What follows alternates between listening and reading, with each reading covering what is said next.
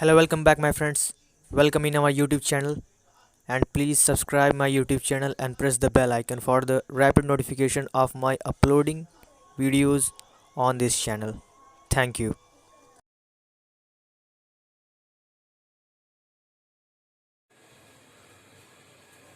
Hello बच्चों, एक बार फिर मेरे चैनल में आपका स्वागत है। आप जानते हैं कि मैं अपना सॉलिड स्टेट का लेक्चर दे रहा हूं यूट्यूब चैनल पे, और आज मेरा 5वां लेक्चर है सॉलिड स्टेट का।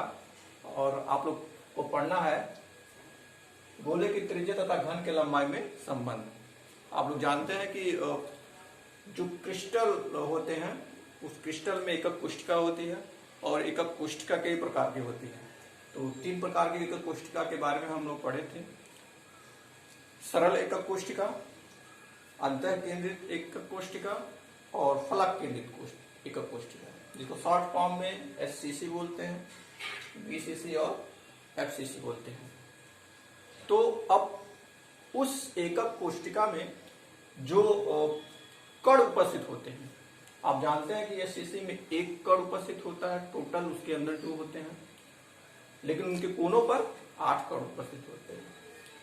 उसी तरह अंतर केंद्रित में कोष्ठिका में भी कण उपस्थित होते हैं, बीच में एक कण उपस्थित होता है, कोनों पर 8 कण उपस्थित होते हैं।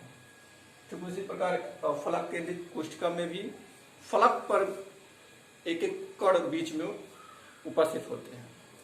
तो उस एकक कोष्ठिका में जो गोले की त्रिज्या होती है और घन का जो लंबाई चौड़ाई और ऊंचाई होती है, उसमें जो क्या संबंध है, कैसे कैलकुलेट करेंगे, कैलकुलेट करके आर और ए में संबंध हम लोग स्थापित करेंगे। और वो बहुत ही जरूरी है, आगे हम लोग चल करके उस पर सवाल भी लगाएंगे। इसलिए पहले हम लोग निकालते हैं क्या संबंध है। अलग अलग एकक कोष्ठिका के लिए अलग अलग संबंध आपको मिलेगा। ठीक है, तो चलिए स्टार्ट करते हैं। और सबसे पहले हम लोग देखते हैं सरल एकक कोष्ठिका। सरल एकक कोष्ठिका में जो आर और ई में संबंध होगा वो क्या होगा। ठीक है, तो पहले हम लोग फिगर बनाते हैं सरल एकक कोष्ठिका का। जो घन होता है, जो चित्र अगर आपको बनाना है घन का, उसको ध्यान से देखिए कैसे बनाया जाता है। जैसे एग्जाम में आपको बनाना हो या कॉपी पे बनाना हो, कैसे बनाएंगे, कुछ इस तरीके से। पहले इस तरह का स्ट्रक्चर बनाएंगे, फिर इसी तरह का और एक स्ट्रक्चर बनाएंगे, थोड़ा सा अंतर करेंगे।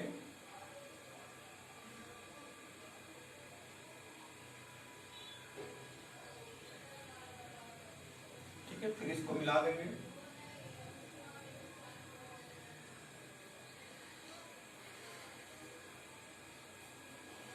एकक कोष्ठिका आपकी तैयार हो गई।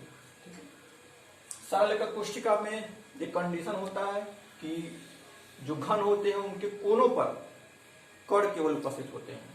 ठीक है, मतलब कि कण कहाँ कहाँ उपस्थित है, यहाँ पे, यहाँ पे, यहाँ पे, यहाँ पे, यहाँ पे, यहाँ पे और यहाँ पे। ठीक है, कण जो के कोनों पर उपस्थित हैं उनका आकार बड़ा होता है। ठीक है, और ये कुछ इस तरह का होगा, ऐसे करके। थोड़ा छोटा बड़ा हो गया है।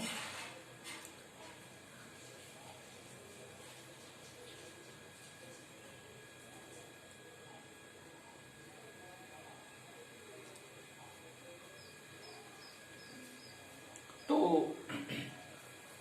आप जानते हैं घन की जो लंबाई चौड़ाई और ऊंचाई होती है, ठीक है, उसको रिप्रेजेंट करते हैं ए से, या कोर भी बोलते हैं इसको, घन का कोर ए। ठीक है, इस पूरे को मान लेते हैं ए है, यहां से ये जो लंबाई है ए। ठीक है, और ये देख रहे हैं गोले कितने, दो गोला लगा हुआ है, और दोनों गोलों की त्रिज्या यहाँ पे एक आर होगा, एक आर यहाँ पर होगा कि नहीं होगा। तो अगर इन दोनों में संबंध ए और आर में हमको संबंध, ये यहां से यहां तक ए है, ये पूरा का पूरा,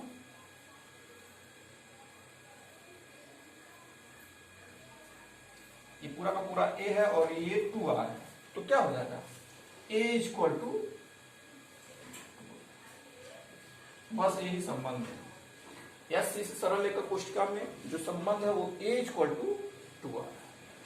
इसी तरीके से हम लोग अंतः केंद्रित कोष्ठिका में भी यही संबंध स्थापित करेंगे, लेकिन थोड़ा सा कुछ डिफरेंट दूसरे तरीके से स्थापित होगा, क्योंकि बीच में भी वहां पर एक कण होगा, किनारे पर तो होगा ही, बीच में भी एक कण होगा उपस्थित होगा, इसलिए थोड़ा इसका फिगर हम लोग अगर बनाना हो तो कैसे बनाएंगे।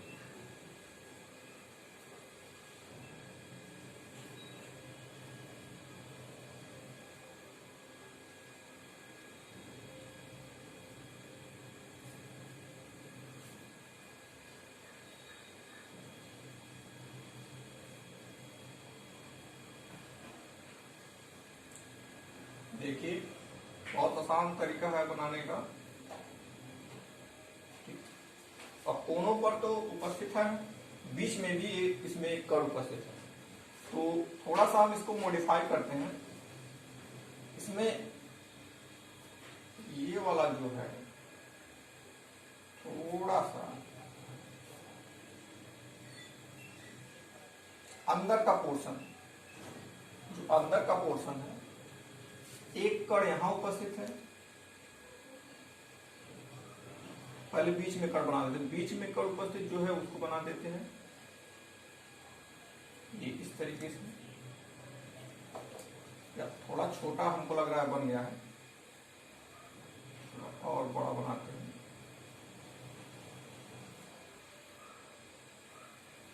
ये फिर एक कण यहां उपस्थित है,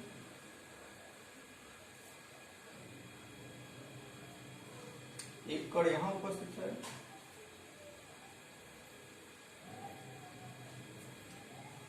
और अंदर एक कण उपस्थित है बीसीसी।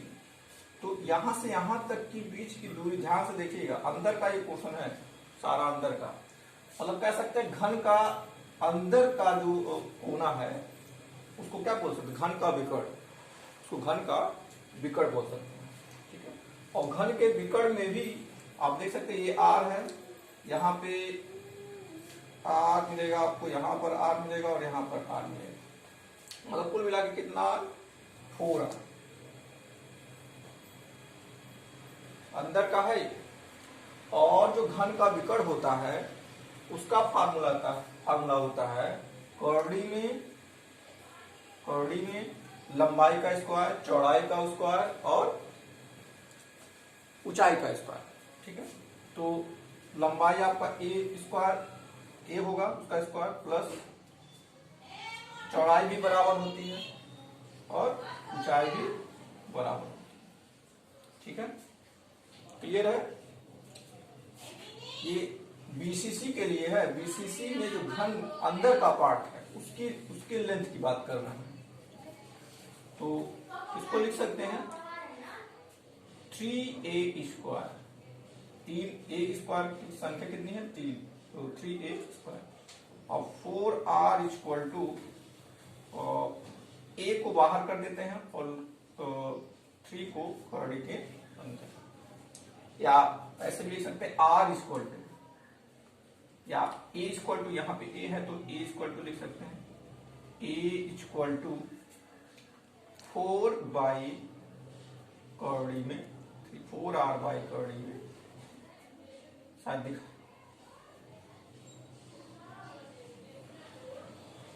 दिखाई दे रहा होगा आप लोगों को, a equal to 4r by कौड़ी में 3, ठीक है। ये बीसीसी के लिए, तो एससीसी के लिए a इक्वल टू 2r था और बीसीसी के लिए a equal to 4r by कौड़ी में 3।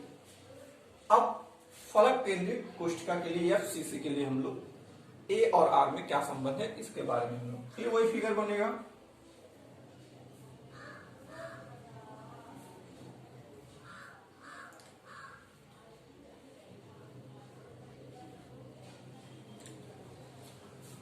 अब होता क्या है कि कोनों पर तो उपस्थित है ही इसमें कण, लेकिन फेस पर भी उपस्थित है, तो इस बार फेस को हम लेंगे, एक फेस को निर्धारित करेंगे, ये फेस आपको दिखाई दे रहा होगा, सामने का फेस है, ठीक है। कण कहाँ कहाँ उपस्थित है? कण यहाँ यहाँ यहाँ यहाँ और फेस के बीचों बीच में।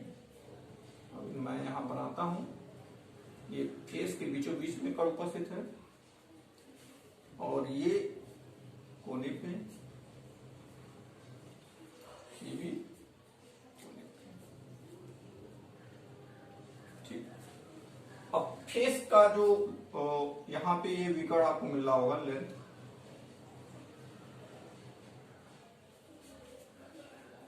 आर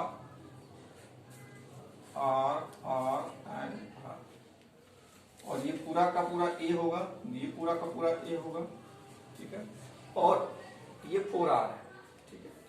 अब 4R जो है ये 20, अगर इसको हम यहाँ पे कुछ इस तरीके से, ये ए है, ये ए है, तो ये नहीं निकल सकता है।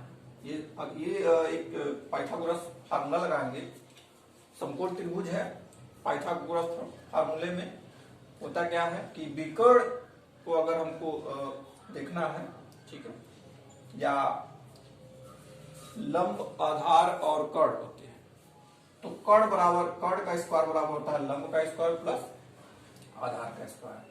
तो अगर इसको निकालना तो इसका स्क्वायर प्लस इसका स्क्वायर, वही काम यहाँ पर भी करना है। तो अगर 4R हमको 4R बराबर क्या होगा, कर्णी में ए स्क्वायर प्लस ए स्क्वायर, इनका स्क्वायर और इनका स्क्वायर, तो ये हो जाएगा आपका 4R इक्वल टू कर्णी में 2a स्क्वायर लिख सकते हैं, 2a स्क्वायर। अब R equal to 4R equal to, ये a को बाहर कर देते हैं और कर्णी में, या a equal to 4R by कर्णी में, ये आपका FCC के लिए R और A में संबंध निकल के आ गया। तो 3 संबंध है, SCC के लिए अलग है, BCC के लिए अलग है और FCC के लिए अलग है, ठीक है। बहुत जरूरी है इसको याद रखना। बहुत बार क्वेश्चंस भी पूछते हैं कि FCC में A और R में क्या संबंध है, BCC में A और R में क्या संबंध है, और इसमें इस फार्मूले पर सवाल मतलब क्वेश्चंस भी आते हैं बहुत सारे, जिसको अक्सर एग्जाम में दिया जाता है। तो बहुत जरूरी है इसको याद रखना। आगे इसका काम भी आने वाला है। आगे हम लोग जो टॉपिक पढ़ेंगे वो संकुलन क्षमता पढ़ेंगे, जिसमें इसका यूज होने वाला है। तो मेरे ख्याल से ये समझ में आ गया होगा। ए तथा आर में संबंध जो है अलग अलग पुस्तिका के लिए अलग। नेक्स्ट टॉपिक जो है वो संकुलन क्षमता है। तो संकुलन क्षमता की अब बात करते हैं। जो नेक्स्ट टॉपिक है वो संकुलन क्षमता है। सबसे पहले जानते हैं संकुलन क्षमता क्या होती है। संकुलन क्षमता का मतलब जो एकक कोशिका होती है उसमें जो कण उपस्थित होते हैं, कण की एकक कोशिका में जो कण उपस्थित हो, कितना भाग एकक कोशिका का घेरते हैं या स्थान ग्रहण करते हैं, वही उसकी संकुलन क्षमता होती है। चूंकि 3 प्रकार के एकक कोशिका है, SCC है, BCC, FCC है, तो अब उसमें जो कण उपस्थित हैं वो घन को कितना % स्थान घेरते हैं, इसी को बोलते हैं संकुलन क्षमता। जैसे ये आपका एक घन है, SCC का एक एग्जांपल ले ले रहे हैं। SCC में कोनों पर उपस्थित हैं कण, ठीक है, ये एक दूसरे से अटैच है, लेकिन देख रहे हैं आप कहीं कहीं खाली स्थान भी रखा हुआ है, या ऐसे नहीं समझ पा रहे तो ऐसे देखिए। जैसे अगर ये आप लोग जानते हैं क्रिस्टल एक रेगुलर अरेंजमेंट में उपस्थित होता है, व्यवस्थित होता है, और तब जाकर के क्रिस्टल का निर्माण करते हैं। तो आप देख रहे हैं गोलों के बीच बीच में खाली स्थान है, आपको दिखाई दे रहा होगा। तो ये जो एकक कोशिका का जो आयतन है उसको पूरी तरह नहीं भर पाते हैं, वो कहीं ना कहीं कुछ ना कुछ खाली स्थान रह जाता, पूरे आयतन को कवर नहीं कर पाते। अब जब आयतन को नहीं कवर कर पाएंगे तो उसमें कुछ ना कुछ स्पेस है। तो जितना कण एक घन को चाहे एससीसी हो, चाहे बीसीसी हो, चाहे एफसीसी हो, जितना वो स्थान घेरते हैं, जितना वो स्थान कवर करते हैं, वही संकुलन क्षमता कहलाती है। बहुत ही आसान शब्दों में परिभाषा कैसे देंगे? किसी क्रिस्टल जालक में उपस्थित कण क्रिस्टल जालक का जितना भाग घेरता है उसे क्रिस्टल जालक की संकुलन क्षमता। ठीक है, मेरे ख्याल से समझ में आ गया होगा। और फार्मूला भी इसका है, जैसे अगर आपको एकक कोष्ठिका का आयतन दे दिया जाए, उसमें कितने कण उपस्थित हैं, एकक कोष्ठिका में उपस्थित कणों का आयतन, उसका आयतन निकाल लेंगे, जितने भी कण उपस्थित हो उसका आयतन निकाल लेंगे और गुणे 100 कर देंगे, जितना परसेंटेज आएगा उतना आपका उतना स्थान घेरता है, तो वही संकुलन क्षमता। तो एससीसी की अलग वैल्यू आएगी, कुछ परसेंटेज आएगा, बीसीसी के लिए कुछ अलग परसेंटेज आएगा, एफसीसी के लिए कुछ अलग परसेंटेज आएगा। तो एक एक करके हम लोग देखते हैं कि कितना परसेंट आता है, कैसे कैलकुलेट करते हैं। तो सबसे पहले एससीसी की अगर हम बात करें, सबसे पहले अगर एससीसी की बात करें, सिंपल सरल एकक कोष्ठक, सिंपल क्यूबिक यूनिट से, तो अब इस फार्मूले को अगर थोड़ा सा हम मॉडिफाई करें, एकक कोष्ठिका में उपस्थित कणों का आयतन बटे एकक कोष्ठिका का आयतन। एकक कोष्ठिका का आयतन क्या होगा? आप जानते हैं लंबाई, चौड़ाई और ऊंचाई बराबर होती है, तो ए क्यूब लिख सकते हैं कि नहीं? एकक कोष्ठिका का आयतन लिख सकते हैं ना, बिल्कुल लिख सकते हैं। और एकक कोष्ठिका में उपस्थित कणों का आयतन, कण गोलाकार होता है और गोले का आयतन जो होता है 4/3 पाई आर क्यूब, यही होता है ना। तो अब एकक कोष्ठिका में एक कण हो सकता है, 2 कण हो सकता है, 3 कण हो सकता है, तो उसके लिए जेड, कणों की संख्या के लिए किसका उपयोग करते हैं? जेड का उपयोग करते हैं, गुणे इंटू। और कण का जो आयतन, कण का आयतन है 4/3 पाई आर और गुणे 100। तो संकुलन क्षमता का फार्मूला इस तरीके से भी लिखा जा सकता है, packing efficiency, PE, packing efficiency.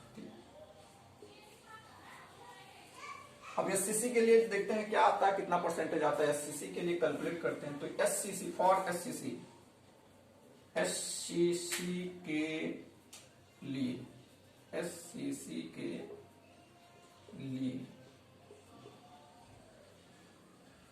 SCC के लिए पैकिंग एफिशिएंसी जो होगी संकुलन क्षमता। अब एससीसी में कणों की संख्या कितनी होती है? जेड बराबर कितना होगा? 1, आपको पता है, गुणे 4/3 पाई आर क्यूब, आर तो आर ही रहेगा, बटे ए क्यूब। अब ए का मान क्या रहेगा? ए का मान आपको इसके पहले ए और आर में संबंध बताया गया है, और ए आर संबंध जो एससीसी के अलग है, बीसीसी के लिए अलग है और एफसीसी के लिए अलग है। तो वहीं से हम लोग देखेंगे कि क्या संबंध है, उसके ए के स्थान पे हम आर की वैल्यू रखेंगे। तो यहाँ पे छोटा सा हम आंकड़ा दिए रखे हुए हैं। एससीसी के लिए ए बराबर क्या है? 2r। तो ए के बराबर 2r हम रखेंगे, तो 1 का क्यूब है, तो 2r का क्या हो जाएगा? क्यूब। होगा कि नहीं होगा? बिल्कुल होगा। तो अगर थोड़ा सा इसको लिख दे, 4/3 पाई आर क्यूब बाई, इसको लिख सकते हैं 2 दूना 4 दूना 8, 2 का क्यूब होगा तो 2 दूना 4, 4 दूना 8, तो 8 गुणे आर क्यूब लिख सकते हैं सर। आर आर कट गया, ये 4 से कट जाएगा, 4 दूना 8, ठीक है। और जो वैल्यू आएगी टोटल, अगर कल पाई का मान 22/7 रखेंगे और तब जाकर कैलकुलेट करेंगे। कैलकुलेट करने में अब समय लगेगा, इसलिए डायरेक्ट आंसर लिख रहे हैं। जो परसेंटेज आता है ये गुणे 100 है, सॉरी यहाँ पे गुणे 100 इक्वल टू, यहाँ पर भी गुणे, तो जो परसेंटेज आएगा वो आता है 52.4, 52.4%। तो कणों द्वारा जो घन में घेरा हुआ स्थान होता है वो 52.4% होता है और बाकी खाली रहता है, वहां पे कुछ नहीं उपस्थित होता है। तो इस तरीके से एससीसी में जो संकुलन क्षमता आया है वो कितना आया है 52.4। ठीक है, अब हम लोग बीसीसी के लिए देखेंगे, फिर एफसीसी के लिए देखेंगे। ठीक है, तो बीसीसी के लिए देखते हैं हम लोग। बीसीसी के लिए ये शायद नोट स्क्रीनशॉट ले लीजिए या नोट कर लीजिए आप। ठीक है, मिटा रहे हैं हम।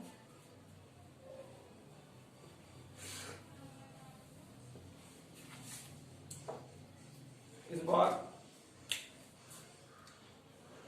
बीसीसी के पैकिंग इफिशियंसी यही फार्मूला है, Z into 4/3 pi R cube बटे ए क्यूब इंटू 100। तो जेड, अब बीसीसी में जेड का मान कितना होगा आप लोग जानते हैं, बीसीसी में कणों की संख्या होती है, तो हम लोग इसको तो पहले ही निकाल चुके हैं। टोटल कणों की संख्या कितनी होती है, 2 होती है। तो 2 गुणे 4/3 पाई आर क्यूब बटे एक। अब ए की जगह पे हम लोग क्या रखेंगे, ए का मान रखेंगे जो बीसीसी में पिछले कक्षाओं में पिछली बार हम टॉपिक में पढ़े हैं। बीसीसी के लिए यहाँ पे लिखा है कि ए इक्वल टू 4r/3 में 3√3। तो इसका मान रखेंगे अगर यहाँ पे, तो क्यूब है तो सबका क्यूब रहेगा 4r/√3 का क्यूब होगा, बिल्कुल होगा, इंटू 100। ठीक, अब देखिए यहाँ पे r है, जब इसको कोष्टक को खोलेंगे तो r क्यूब हो जाएगा। ठीक है, तो यहाँ पे लिख सकते हैं या डायरेक्ट भी कर सकते हैं, 2 × 4/3 पाई आर क्यूब बाई 4 चौको 16, 16 चौको 64 लिख सकते हैं, इंटू आर क्यूब बाई कर्ली में 3 का क्यूब। ये कर सकता है, ठीक है, ये काट दिए हैं आर क्यूब आर क्यूब। ठीक है, यहां से ये कट सकता है। ठीक है, 16 चौको 64, 16 ये 16 कट जाएगा 8 से। ठीक है, बाकी जो रिजल्ट आएगा सबको कैलकुलेट करेंगे। तो बीसीसी के लिए आता है, बीसीसी के लिए आता है जो एग्जैक्ट वैल्यू होती है वो 68%। थोड़ा सा एससीसी से अधिक होता है, स्थान घेरता है। ये लगभग घन का 68% आयतन जो होता है वो घेर लेता है। ठीक है, एससीसी में 52.4% घेरा स्थान घेरा था, अब बीसीसी में 68% स्थान घेर। ठीक है, क्यों घेर रहा है इसका भी रीजन है, क्योंकि इसमें 2 कण है। जो बीसीसी बना होता है वो 2 कणों से बना होता है, जो एससीसी बना होता है वो 1 कणों से बना होता है। तो जाहिर सी बात है जहां ज्यादा स्थान घेरेगा। और अब जब एफसीसी की बात करेंगे तो उसमें 4 कण उपस्थित होते हैं, तो जाहिर सी बात है और ज्यादा वो स्थान घेरेगा। तो एफसीसी के लिए भी हम लोग निकालते हैं, देखते हैं। ये आप कैलकुलेट भी कर सकते हैं, यहाँ पे समय की कमी है, उनको टॉपिक को पूरा करना है, इसलिए आप घर पे कॉपी कलम उठा करके आप कैलकुलेट कर सकते हैं।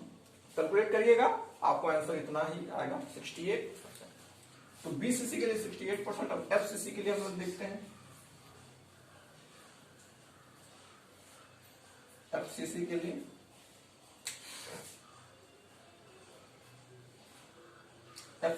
पैकिंग इफिशियंसी संकुलन क्षमता, फार्मूला वही है, जेड का मान हम लोग रखेंगे 4। एफसीसी में कणों की संख्या तो कितनी, 4, पहले ही आप लोगों को बता दिया गया है, इंटू 4/3 गोले का आयतन वही होगा, सारा गोला वही है, पाई आर क्यूब बाई एक के जगह पे अब क्या रखना है, हमको संबंध रखना है। तो ए एफसीसी में निकला था, ए इक्वल टू क्या था, 4r/√, इसी को रखना है